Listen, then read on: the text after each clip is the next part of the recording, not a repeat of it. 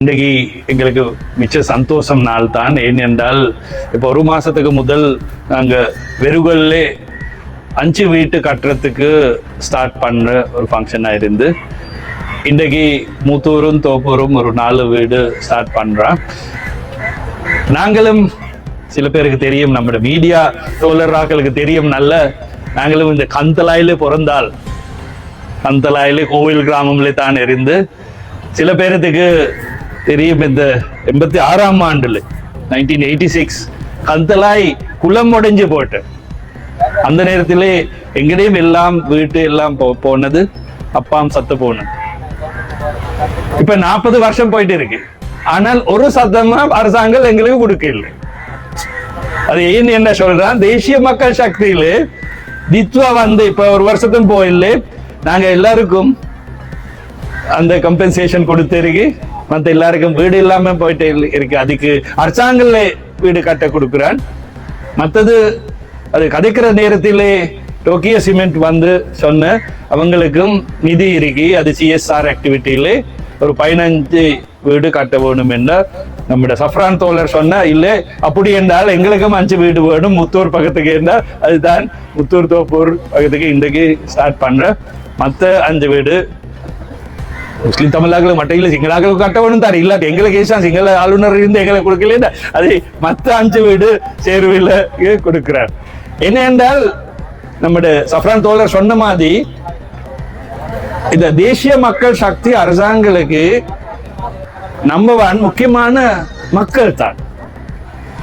போன அரசாங்கத்த நேரத்திலே பெரியாக்கள் எல்லாம் நிதி அடிக்கிறான், சின்னாக்களுக்கு ஒன்றும் இல்லாம தான் இருந்து அதை சேஞ்ச் பண்றதுக்கு தான் இந்த தேசிய மக்கள் சக்தி அரசாங்கம் வந்து.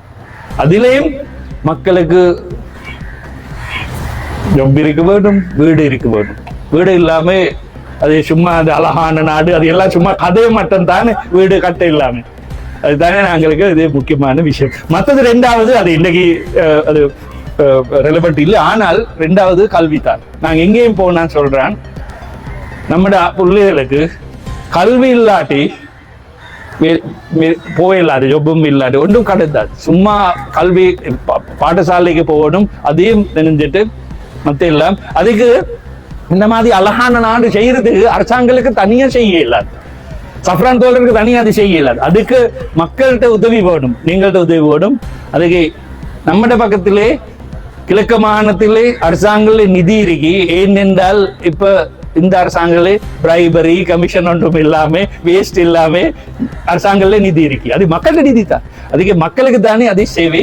அது சேவை செய்யறதுக்கு நாங்க ரெடியா இருக்கி. அதுக்கு உங்களோட உதவி வேணும். அப்படி என்றால் அழகான நாடு மட்டும் இல்லை, அழகான கிழக்க மாகாண செய்யலும். அதுக்கு அப்படியே செய்யும் என்றால் அதுக்கு எங்களுக்கு ஏழும், நம்மட ஆக்களுக்கு ஏழும், நம்மட மக்களுக்கு ஏழும். அதுக்கு நாங்க எங்கே போனா அது சொல்றேன், இனிமேல் இது பேதே தேவையில்லாம நாங்க இலங்கையில ஆக்கல என்று நினைச்சிட்டு சிங்கள தமிழ் முஸ்லிம் எல்லாம் ஒற்றுமையாதி செஞ்சா இந்த நாடு அழகான நாடா செய்யலும். அதுக்கு உங்களை உதவித்தாங்க.